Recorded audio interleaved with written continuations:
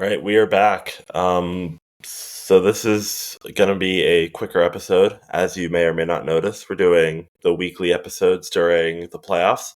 So a lot of Canucks stuff to talk about, not much else. Because, in the world of sports, only important things happen every 2 weeks, exactly, on the 15th and 1st of every month. So it's currently the 14th, so we're currently waiting for the next batch of headlines to start talking about. Of course. Yeah. I'm Ryan. I'm the host. I'm joined by Alex, my lovely and producer Zach. So at the time of recording, we are 7 hours and 13 minutes away from puck drop against the Oilers, or is it 9:30 tonight? I don't remember, and also you're using Eastern time, which is incorrect. But anyway, The Eastern time doesn't make a difference. There's still 7 hours and 13 minutes for you too. Eastern time doesn't exist, but let's just move on to talk about the game. Okay, yeah, let's talk about the game. Game 3 was really quite interesting. I don't understand how. Yeah, it was quite a game because it felt like Edmonton was piling on, like all the pressure, all the shots. Yet the scoreline was reflective of a pretty decent Canucks victory. Silovs stopped 40 something shots. 41, I believe. Skinner only stopped about 13. Yep. And we won 4-3. So with that in mind, are you guys concerned about how those games are, or are you guys just gonna take wins as they are? Personally, I'm just gonna take wins as they are. I think there's been a few games this postseason, not just in this series, but in the last round, where I think we should have won, but we didn't, and some that we won that we shouldn't have. So I think in the end, it kind of balances out. Or even if you look at game 2, I think before the last 10 minutes of the game, we very much deserved to win that game, I think. But we ended up losing it, also potentially due to some officiating, but we'll touch on that later. So at the end of the day, I'm happy to just take the win and look ahead to potentially take a 3-1 series lead tonight in it. Yeah, I guess I would agree with that. It's concerning when you see how they play in games like that, where it's like, yeah, okay, they did win, but if they play like that again, you can't be so sure that they're going to. Yeah. I'm more of a fan of just even if it's back and forth games where it's at least 50-50 in terms of offensive pressure, and I think it also just raises concerns about a potential next series if the Canucks are to advance. Yeah. Will they get away with the same stuff playing against Jake Ottinger in Dallas, which is very likely no. Same goes for Colorado should they pull a comeback. It's not likely that this same sort of 18 shots in a game is going to beat those teams. Yeah, you just never know in playoff hockey.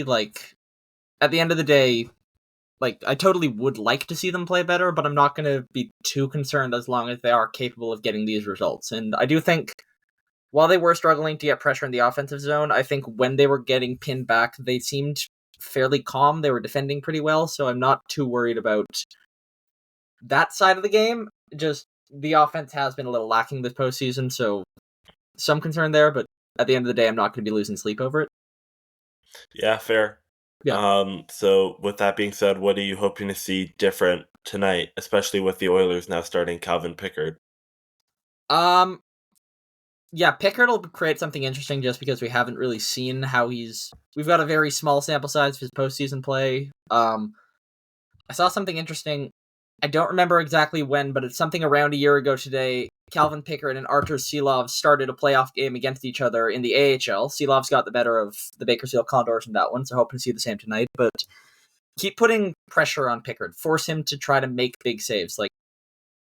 At the end of the day, he's fine as a goalie, but he's nothing special, so just try to make sure he has to overperform what we think he can do. Yeah, I think they'll be well off doing the same sort of things that they could do with Stuart Skinner. Yeah. Between the two of them, I personally don't see much of a gap in skill and potential. I think they're about the same level of at their best and at their worst too. I would imagine it's about the same.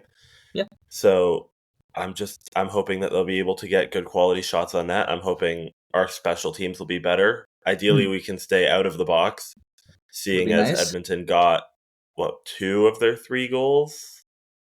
Yeah, was it? I think it was 2 of their 3 goals were on the power play, and then the other one was with the net empty. Yeah, I believe so. So if we could just stay 5-on-5 tonight, that would be huge.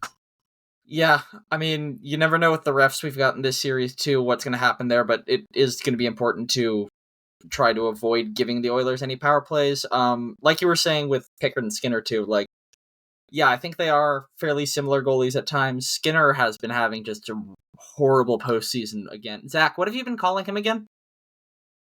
He is the world's first holographic goalie, and it's a miracle Edmonton has made it this far with him. Yeah, no, it's really a pretty accurate assessment of his performance. I was listening to someone else talk about this. I can't remember where I heard it, but they were comparing him to Mitch Marner in the playoffs, in that he's like hometown guy, big regular season performances, but when the pressure starts to come, he's been cracking a lot. And it's just, you can't win games like that, especially with that as your goalie. I'm interested to see if Pickard struggles, if they even consider putting Jack Campbell back in net. I don't know that it would come to that, but I would... Personally, I'd like to see that. I am very skeptical that would happen because not only was he bad in Edmonton at the start of the season, he went to the AHL and proceeded to continue to be bad. Yeah. It would probably take a disaster from Pickard, but... It would have to take, like, getting chased in the first period and then Skinner going in and letting in 4 more for them to even consider Campbell, I would think. I think so, too, but just... interesting to think about, if nothing else. Other thing I would like to see tonight is hopefully Ian Cole can not put a goal into the Canucks net. Yeah, I mean, I don't want to be too hard on Ian Cole. No. It's just because I see the way the Oilers talk about Stuart Skinner, at least their fans, they talk about Stuart Skinner on social media, and you have to think that can't be good for a guy on your team who you want to perform, how good for his confidence. So I don't want to be too hard on Ian Cole. I really do just want to back him. If he stays in the lineup, that's a decision that Tocchet makes, which it looks like he's going to be in tonight due to the absence of Carson Soucy. Mm-hmm. It's just I'm backing him. I'm hoping he can have a good game tonight. Yeah, and I think Cole, the goal that came off his chest last game, I think that was more unfortunate than anything. Like game 1, I think it was he had a rough night. It's gonna happen to guys eventually. It's just unfortunate that it happened on a big stage. Yeah. So if he can just get a bit of luck, even just not have that bad bounce happen and get a good game in, I think we can see a massive improvement in his play for the next couple games too, if he can just get that little bit of confidence back. Yeah, I think he's probably in a similar boat to Pettersson, where it's like once he starts getting a couple of things to go his way, you'll see how much more confident he can be, because Pettersson, scoreline aside, he has been quite good this series. Yeah, no, I have really liked it. Yeah, he's already got a goal. He's got a couple of other important plays, setups, like whatever it is. He's been good this series. So could have had another goal on that one where his stick shattered too. Yeah, I think it's just a matter of getting a couple of bounces to go Ian Cole's way, and then just get his confidence back up. And if we're going to get a big game from Ian Cole tonight, would be a great night because of, as you mentioned, no Carson Soucy in the lineup due to a 1-game suspension. Yeah, no, that's a good transition. Yeah, so Carson Soucy suspended for cross-checking NHL Golden Boy Connor McDavid. Thoughts on the Department of Player Safety? What are we doing here, guys? Like, there are parts of this in isolation that I agree with, but it's when you look at the whole picture of what's been going on this series and what even went on after the final horn there that you go, how can you call this a suspension with how other things are being called? Like, Zach Hyman came in and did the same thing to Nikita Zadorov. Zadorov needed stitches. No, not even a fine, nothing for him. Whereas Soucy's getting suspension for this. So I get that the league wants to protect their star players. I understand. But can you at least pretend you're not being biased towards them? Like, make it a little subtle so we have to just think you're doing it? Yeah, I think if that happens to any other player on the Oilers, nothing comes of it. Yeah. Other than maybe Draisaitl. I think nothing comes of it if it happens to Quinn Hughes, as you know, McDavid sticked Hughes in the face and made him bleed, and nobody called anything. Nothing, not even a huddle. It's really questionable because this is a chippy series, right? Like, it's a rivalry series. Two teams that have a lot of tough guys. Basically our entire D-core, with the exception of Hughes, have the ability to get tough when you need them to be. And if you're going to be calling stuff like that in a chippy series, you're going to have to make a lot of calls for it to be fair. Mm-hmm. So I don't see how you can call what is also an accident, because it doesn't hit him in the face if he isn't falling forward. Yeah, if he got bumped from behind. Yeah, I don't see how you can call that and fine one of those guys and suspend the other. if you're just going to let everything else, including like, the cup check on Höglander, the stick to the face on Hughes, the slew foot from Evander Kane, whatever it is, I don't see how you can let this be the only thing that you're punishing. Even the fact that before the cross check, McDavid slashed Soucy's injured leg pretty hard, two-handed first. Like, at that point, it kind of seems like McDavid starting things, if you're going to start it, you got to be prepared to finish this. You can't just say, okay, hold on, we need to protect him at all costs, but the other guy who has an injured leg, he's fine, whatever. Yeah, I mean, suspension aside, I think Carson Soucy is a hero for doing this. I think there aren't many players in the league that are as satisfying to watch get folded in that situation. And this isn't me hating on the Oilers, which, I mean, this isn't me like going out of my way to explicitly hate on the Oilers more than I would hate on another team. I would be saying this exact same thing if it happened to Austin Matthews in the Bruins-Leafs series, or Brad Marchand in the Panthers series. Like, these are all, it's just, McDavid seems to be the most protected player in the league, and seeing that the Canucks are going to take exception to that, it's quite nice. Yeah, no, I will openly hate on the Oilers, because this series has helped me realize that the only team I hate more than the Oilers in the NHL right now is the Toronto Maple Leafs. Watching him get folded like a cheap tent was debatably not even the most satisfying moment of the game, because watching Evander Kane get flipped into the Oiler bench by Nikita Zadorov also happened in this game.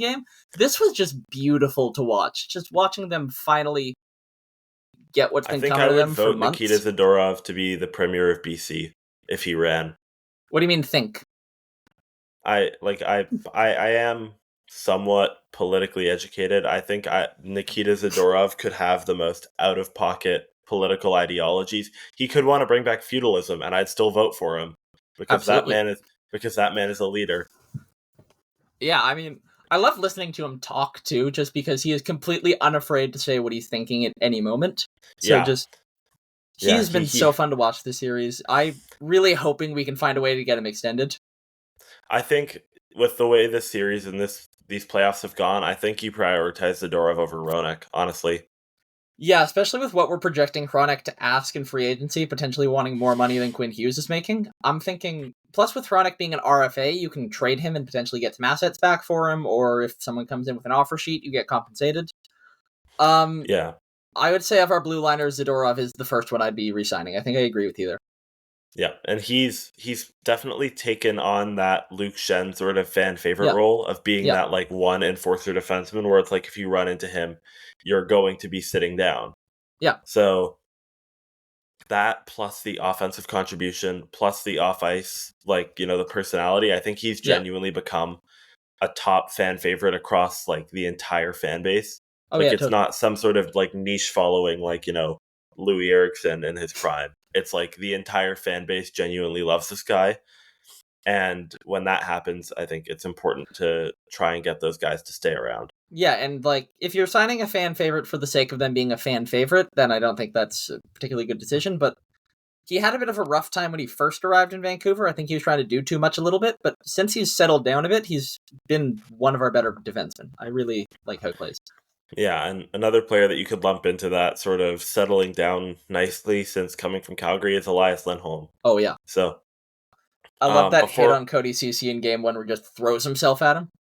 Yeah, no, Lindholm's been putting his body on the line, which is something that you don't expect from a top 6 forward, but something you really love to see. Yeah. Him and Miller have really led by example in that way. It's something that can motivate like an entire group of 12 forwards to all be like wanting to throw themselves at someone, wanting to sit someone down. And yeah, I've also just been a huge fan of Lindholm and his performances. 2 goals in the last game. So with that being said about Lindholm and Zadorov, I would like to thank the Calgary Flames. If there are any Flames fans listening, first of all, why? Second of all, I'd just like to thank them for their contributions to this team. Yep. Third of all, send Kuzi our love. Yeah, send Kuzi love. We miss him. It was the right move, but it still hurts. Yeah. But at the same time, it's just Zadorov and Lindholm have been instrumental in this team's success, especially in the playoffs. Yeah. And it's just, thank you, Calgary. Words I never thought I would say. And slightly off the hockey topic, I am going to have to cheer for Tottenham Hotspur starting about now. So today's just a weird day for me. Yeah, I'm also having to cheer for Spurs, and I don't like this. Anyways, come on, you Spurs. Back to hockey. So with Artur Silovs just playing out of his mind, the Canucks have essentially clinched a Game 6, regardless of the next two results from the Oilers. So if Demko's timeline is still the same as it was the last time it was reported, it's estimating that he'll be back around Game 6 or 7 of this series. So my question is, with the way Silovs has been playing, do you go back to Demko for the first time in weeks since going down with an injury in a situation where you could either advance or be eliminated? So, for the sake of argument, are we assuming Game 6 here? Yeah, we're assuming either Game 6 down 3-2 or Game 7. Okay, I'm gonna just use Game 6 as an example for the sake of argument here.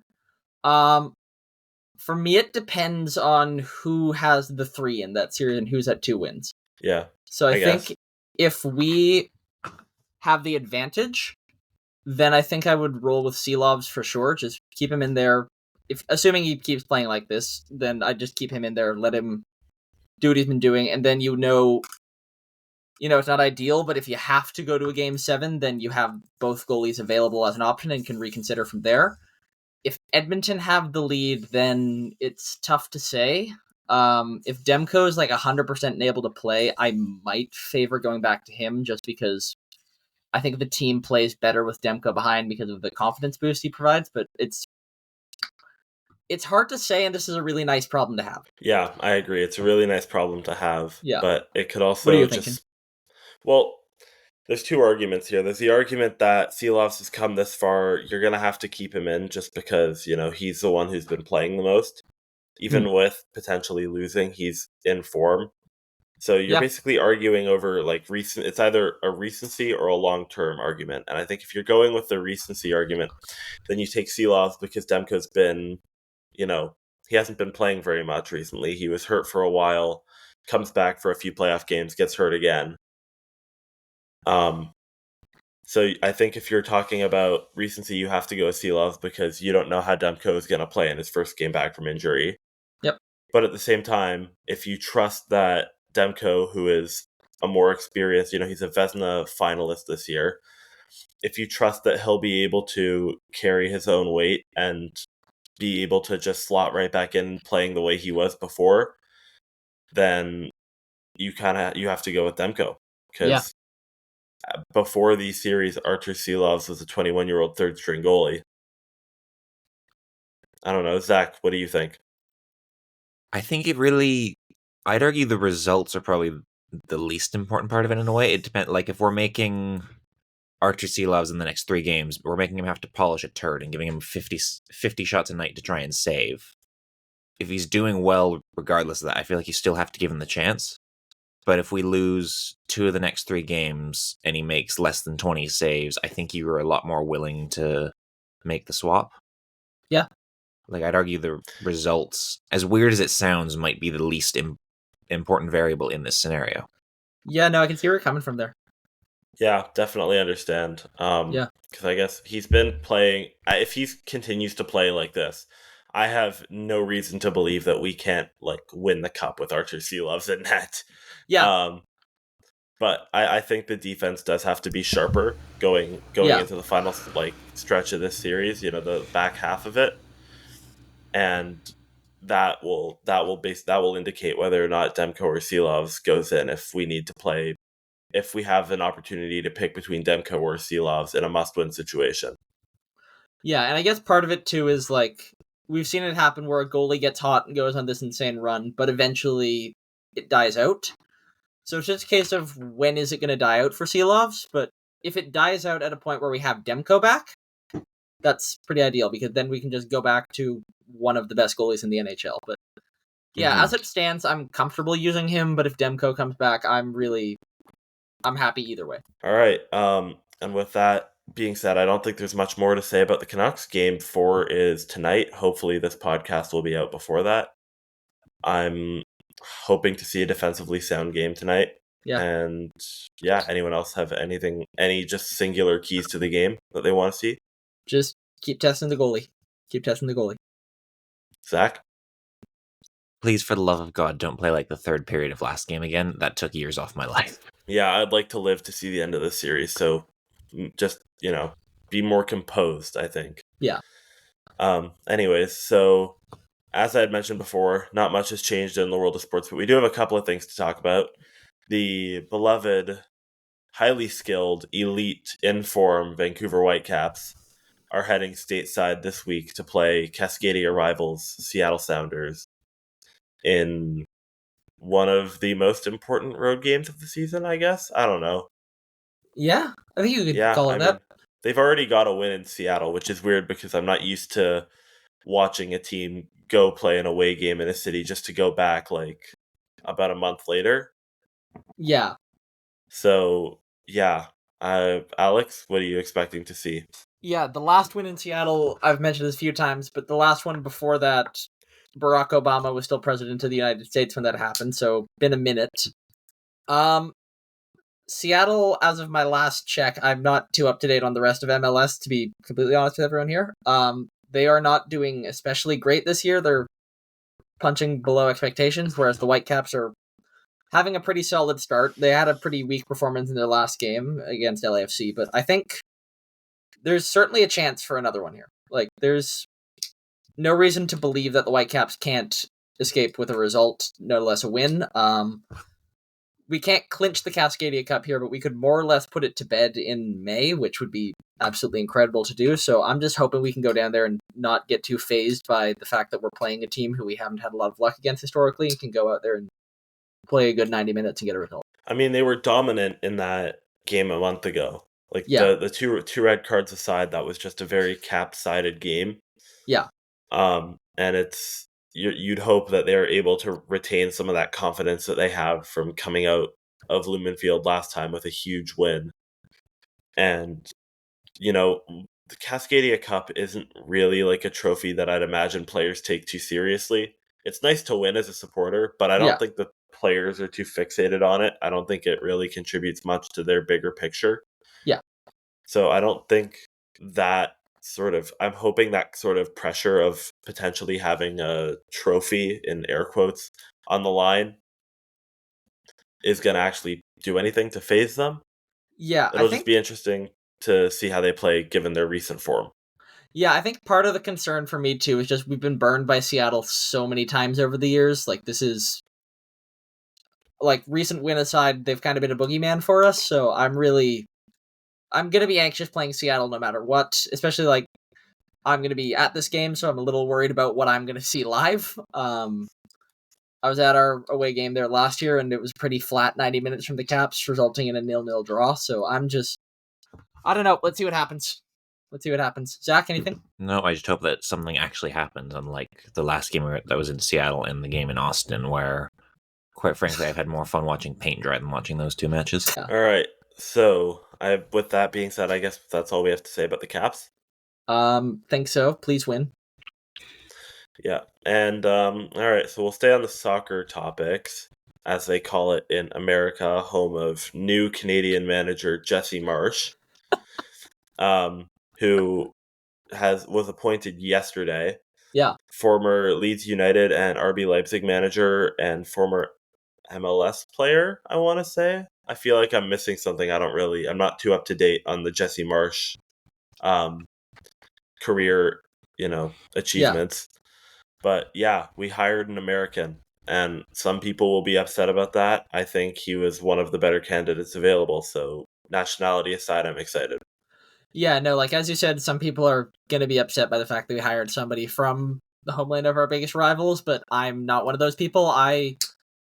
Of the people who we were linked to, he was, I think, the best realistic option. I think we were linked to some people like Jose Mourinho, but that was never going to happen.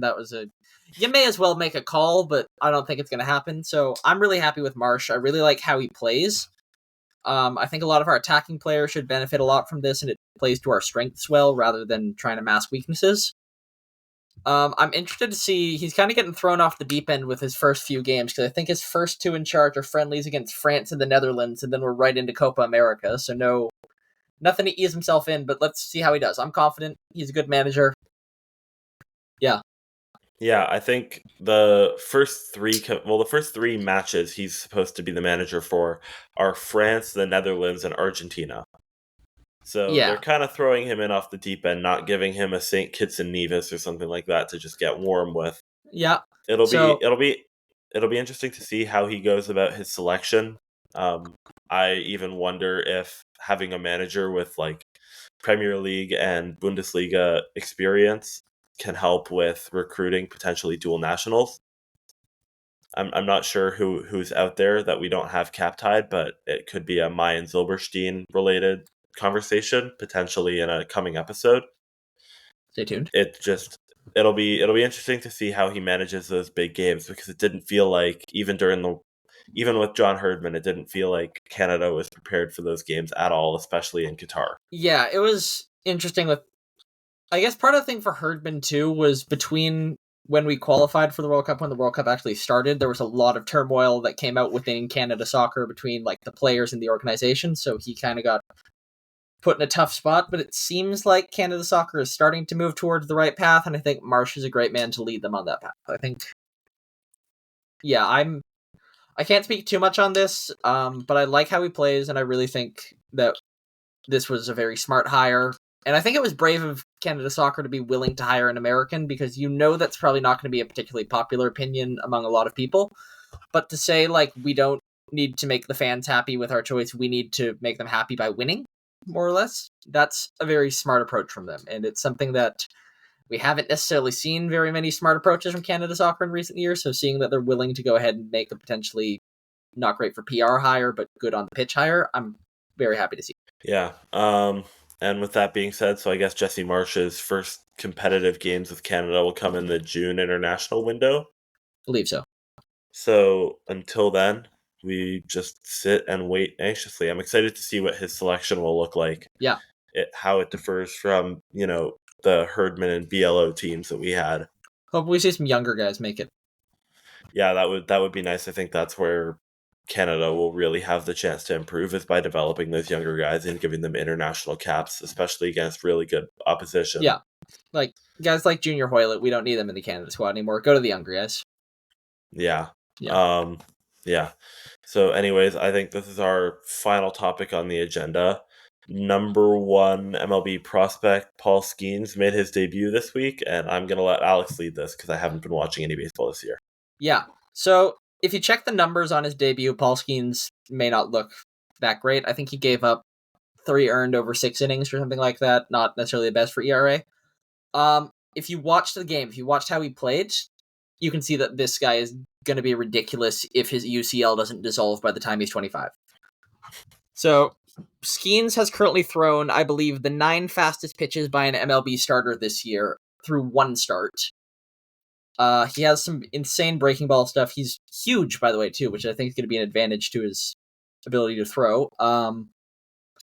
My one concern with him, as I just mentioned, is can he stay healthy with how hard he's throwing? He 8 ridiculous innings at LSU sometime. I think there was a game where he threw 125 pitches in the 9th inning. He was still throwing 101. So, like, if he can stay healthy and keep doing this stuff, he's going to be just untouchable. But I am a little concerned about how his UCL is going to develop, if he's going to need Tommy John at some point. Zach, I don't know if you have any thoughts on this, but... No, it's just always intriguing to see, like, the future come up in a way, and just, like, especially the top prospects of any given time just make their debut, and especially one that seemed to not be an instant classic, but just it's showing he's already a capable player. Yeah, like this was, and with Skenes too, it's not like he's just the number 1 prospect or something. This is considered like a generational pitching talent. So I'm really just, this guy's going to be fun to watch for years, I think, if he can, again, keep his elbow intact. Yeah, and it's exciting to see always, especially if I'm with baseball prospects, it's always excited to see them make their debuts, because it's guys like Skenes and Ohtani and Rutschman. It's like the second they step on the field, it's like they're already starting to have that impact. Mm-hmm. And if you have guys that are as talented as Skenes just coming up every year, then that's real. I mean, I guess Skenes being a generational talent means guys like him won't come up every year, but No. if you get more guys like Skenes who are throwing at these speeds and it just becomes the new normal, then it can make for potentially really entertaining baseball in the future. Yeah. I also love that one of his pitches is called a splinker. What does the splinker do? It's basically just like kind of a hybrid pitch between a splitter and a sinker. Yeah. The only other guy I've seen throw it is the Twins closer, Duran. And his is just deadly, so I think I haven't really seen much of how Skenes throws it, but if you can get it like Duran's, that's going to be, especially with that 100-mile-an-hour fastball. Yeah. Yeah. All right, well, I don't have anything else to talk about. Does anyone else have anything they'd like to bring up in this episode before we wrap it up? I'm all right. Zach, anything? No, I'd just like to reiterate that Connor McDavid is as soft as puppy crap. All right. Amen to that. And with that, we thank you guys for listening to this abbreviated once-a-week playoff episode of the Chroncast, and we will all see you next time.